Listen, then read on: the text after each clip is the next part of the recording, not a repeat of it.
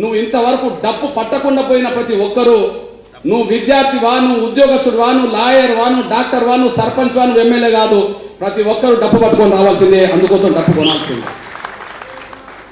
నేను మళ్ళీ చెప్తున్నా, రేపు ఈ విజిల్ కొట్టిన బ్యాచ్ డప్పు పట్టుకొని రాకపోతే నా మనసులు ఉంటుంది. ఎవరు డప్పు పట్టుకొని రాలేదో నా మనసులు ఉంటుంది. ఉన్నమాట చెప్తున్నాను. నేను మొహమాట మాట్లాడతలేను, మెహర్బాన్గా మాట్లాడతలేను. నువ్వు డప్పు పట్టుకోకుండా వస్తే నువ్వు ర్యాలీలో పాల్గొనడానికి కూడా నీకు హక్కు ఉండదు. ఏదో వాళ్ళు కోరుకుంటే మన జెండా పట్టుకొని వస్తే నాకు అనవసరం. డప్పు పట్టుకొని రా. అందువల్ల డప్పు కొనుక్కోండి, కొనిపియండి. మన వాళ్ళకి డప్పు మీరు కొనండి, డప్పు కొనిపియండి. మీరు కొనియండి, కొనిపియండి అని మీకెందుకు చెప్పాలి? మీరు కొనియాల్సిన బ్యాచ్ కదా ఉద్యోగస్తులు. నేను ఎవరికో అనుకుంటాను, నేను ఎవరికో అనుకున్నా మీరు కొనండి కొనిపియండి అని చెప్పి. కాదు, మీరు కొనండి కొనియండి. ఇది ఈ బ్యాచ్ అదే ఇప్పుడు.